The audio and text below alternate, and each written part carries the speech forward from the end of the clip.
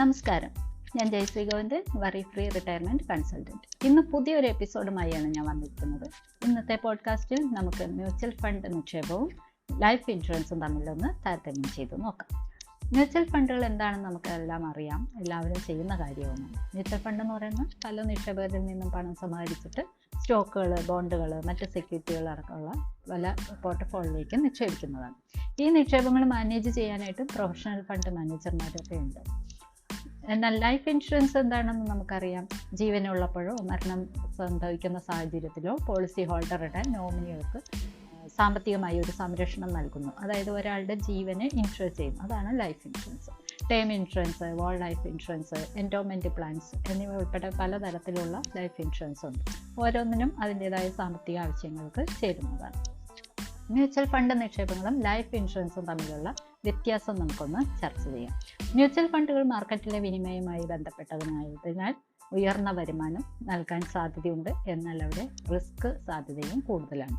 കാരണം നമുക്കറിയാം, പല കാര്യങ്ങൾ മൊത്തം ആഗോള വ്യാപകമായി നടക്കുന്ന പല സംഭവങ്ങളോടും മാർക്കറ്റിൽ എമൗണ്ട് ഇടിഞ്ഞു അല്ലെങ്കിൽ വളരെയധികം കുറഞ്ഞു പോയി എന്നൊക്കെ നമ്മൾ കേൾക്കാറുണ്ട്. അപ്പോൾ ഇപ്പോൾ അങ്ങനെ അത്തരം അപകട സാധ്യത വരുമെന്ന് നമുക്ക് പറയാൻ സാധിക്കില്ല.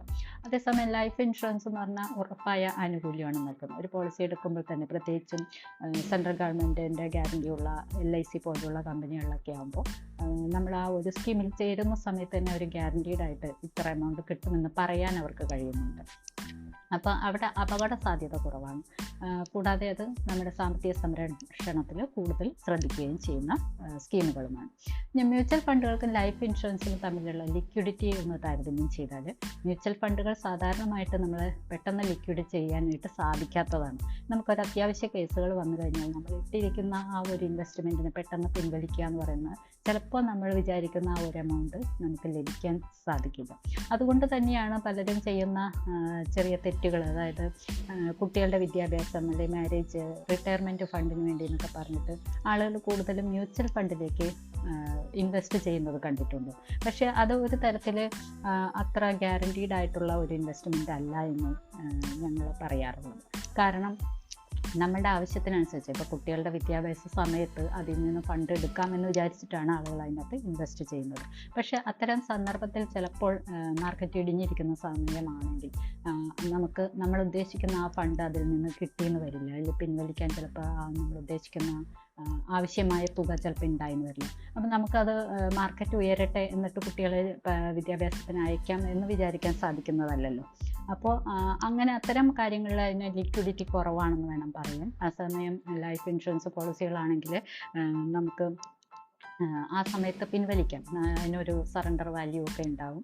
അപ്പോൾ ആ സമയത്ത് അത് പിൻവലിക്കാം. ഇനി അതല്ലെങ്കിൽ തന്നെ പല ലൈഫ് ഇൻഷുറൻസിലും ഒരു 2 വർഷമൊക്കെ അടച്ചു കഴിഞ്ഞാൽ ഒരു പ്രീ അപ്രൂവ്ഡ് ലോൺ അവിടെ ഉണ്ട്. അപ്പോൾ അത്യാവശ്യ കേസുകളാണെങ്കിൽ നമുക്ക് അതിന് വേണമെങ്കിൽ ഇൻഷുറൻസ് പദ്ധതി വെച്ചിട്ട് നമുക്ക് ലോൺ എടുക്കാനുള്ള ചാൻസുകളും കൂടുതലാണ്. അപ്പോൾ അതിന് മ്യൂച്വൽ ഫണ്ട് എന്ന് വെച്ച് നോക്കുമ്പോൾ ഗ്യാരണ്ടിയും ലിക്വിഡിറ്റിയും കുറച്ച് കൂടുതൽ ലൈഫ് ഇൻഷുറൻസ് പോളിസികൾക്കാണ്. ഇനി മ്യൂച്വൽ ഫണ്ട് നിക്ഷേപങ്ങൾക്കും ലൈഫ് ഇൻഷുറൻസിനും നൽകുന്ന നികുതി ആനുകൂല്യങ്ങളാണെങ്കിൽ രണ്ടിലും ഒരേപോലെ നികുതി ആനുകൂല്യങ്ങളുണ്ട്. പ്രത്യേകിച്ച് മ്യൂച്വൽ ഫണ്ടിലെ ELSS പോലെയുള്ള ഇക്വിറ്റി ലിങ്ക്ഡ് സേവിങ് സ്കീമുകളിലാണെങ്കിൽ ഒരു കൃത്യ കാലഘട്ടത്തിലേക്ക് അത് ബ്ലോക്ക് ചെയ്തിട്ടുണ്ടാകും. അതിന് ശേഷം നമുക്കത് എടുക്കാനുള്ള കാര്യമുണ്ട്. അതുപോലെ തന്നെ നികുതി ആനുകൂല്യങ്ങൾ അതിന് ലഭിക്കുന്നതാണ്. ഇപ്പോൾ പല ആളുകളും ടാക്സ് ഡിഡക്ഷന് വേണ്ടിയിട്ടൊക്കെ ELSS പോലെയുള്ള മ്യൂച്വൽ ഫണ്ടുകളിലേക്ക് ഇൻവെസ്റ്റ് ചെയ്യാറുണ്ട്. കാരണം അവിടെ അവർക്ക് ATC പ്രകാരമുള്ള നികുതി ആനുകൂല്യങ്ങൾ ലഭിക്കുന്നു. ലൈഫ് ഇൻഷുറൻസിലാണെങ്കിലും ATC പ്രകാരമുള്ള നികുതി പ്രീമിയം അടയ്ക്കുന്നതിന് നികുതി ആനുകൂല്യങ്ങളുണ്ട്. അതുപോലെ ലൈഫ് ഇൻഷുറൻസിൽ ഡെത്ത് ബെനിഫിറ്റ് നൽകുന്നു. അത് മ്യൂച്വൽ ഫണ്ടിനുമായിട്ട് താരതമ്യം ചെയ്യുമ്പോൾ ഒരു വലിയ കാര്യമാണ്. LIC പോലെയുള്ള ഇൻഷുറൻസ് പദ്ധതികളിൽ ഡെത്ത് ആനുകൂല്യം നൽകുന്നു എന്നുള്ളത്. അപ്പോൾ ഈ ഒരു ഡെത്ത് ആനുകൂല്യം നൽകുമ്പോൾ പോലും 10D പ്രകാരം ഒരു നികുതി വിമുക്തമായ എമൗണ്ടാണ് ലഭിക്കുന്നത്. ഇനി മ്യൂച്വൽ ഫണ്ടുകളും ലൈഫ് ഇൻഷുറൻസും റിട്ടയർമെൻറ്റ് പദ്ധതിക്ക് എത്രത്തോളം അനുയോജ്യമാണെന്ന് നമുക്കൊന്ന് നോക്കാം. ഉയർന്ന വരുമാനം കൊണ്ട് സമ്പാദ്യം വർദ്ധിപ്പിക്കാൻ സഹായിക്കും എന്നതുകൊണ്ട് മ്യൂച്വൽ ഫണ്ടുകൾ ദീർഘകാല പ്രാബല്യത്തോടു കൂടിയാണെങ്കിൽ വളരെ അനുയോജ്യമാണ്. എന്നിരുന്നാൽ പോലും അവിടെ ഒരു മാർക്കറ്റ് ബേസ്ഡ് ഒരു റിസ്ക് അവിടെ ഉണ്ട് എന്നുള്ളത് നമ്മളെപ്പോഴും ഓർക്കേണ്ട കാര്യമാണ്. അതേസമയം ലൈഫ് ഇൻഷുറൻസ് ആണെങ്കിൽ അത്യാവശ്യമായ സാമ്പത്തിക സംരക്ഷണം നൽകുന്നുണ്ട്. ഒരു റിട്ടയർമെൻറ്റ് പദ്ധതിയുടെ സ്ഥിരമായ ഘടകമാകാനായിട്ട് അതിന് സാധിക്കും.